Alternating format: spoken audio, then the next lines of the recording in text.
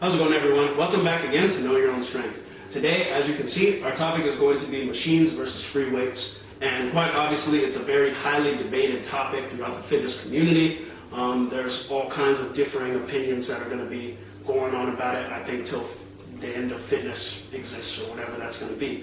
But basically, what I'm going to explain today is my opinion on the two. And yes, I do believe one is superior to the other.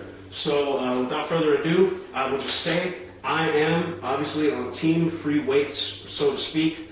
I will explain to you why right now, and basically why I believe that free weights would be superior to the machines in the effect of how they stimulate the human body and how they help you to be able to make increases in your strength overall. So one of the main reasons why I believe that free weights are superior is based on the theory of kinetic chains. And basically the kinetic chain is based off of the fact that your body is altogether visualized ideally as a chain. So when these open and closed kinetic chains happen, it has to do with the linkage between your muscles and how they work together. So a closed kinetic chain would be, for example, when your anchor limbs, they call them, which is usually your feet. Sometimes it would be your hands if you're in some kind of inverted position or if you're doing a push-up or something like that. But this anchor limb was usually connected to an immobile surface, more often than not the ground. Sometimes there are certain machines, but basically immobile surface in the sense that your body cannot basically move around freely during this exercise. You are usually in a fixed, static position during this exercise as far as your anchor limbs are concerned. So, as I'm sure you can infer in your mind, when you are in this closed kinetic chain exercise, it is more often than not going to be a compound exercise if you're in a fixed position, usually some type of high-level resistance weight on your back, for example, if you're doing a squat, from the deadlift if you're lifting it from the floor. Now, machines, obviously, if these are going to be closed chain kinetic exercises, open chain is what the machines would be on the reverse end.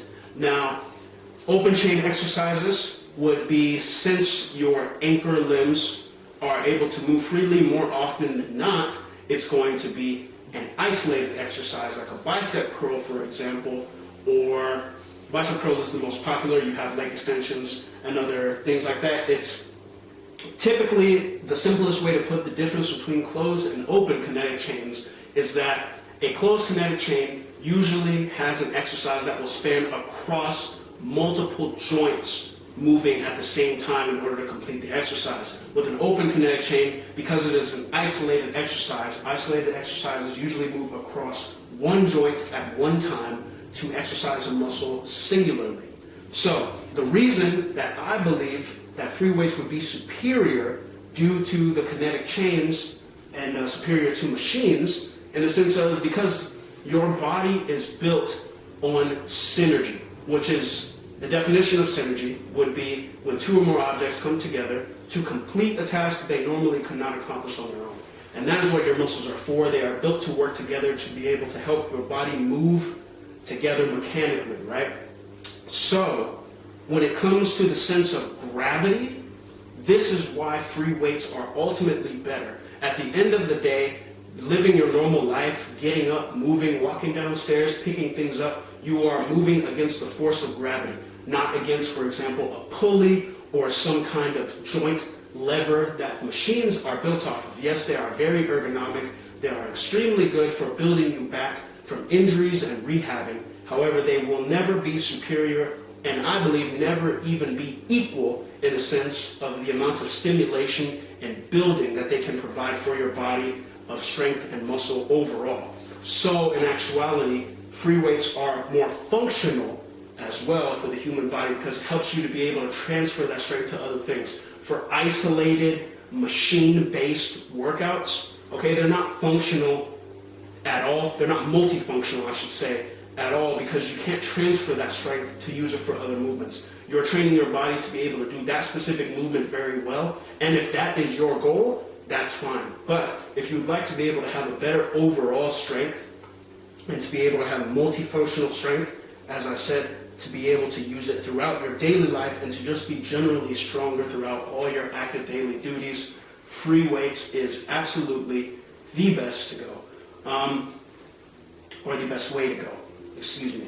So there are articles that I've pulled a lot of this from. I will be putting my references in the bottom of the video.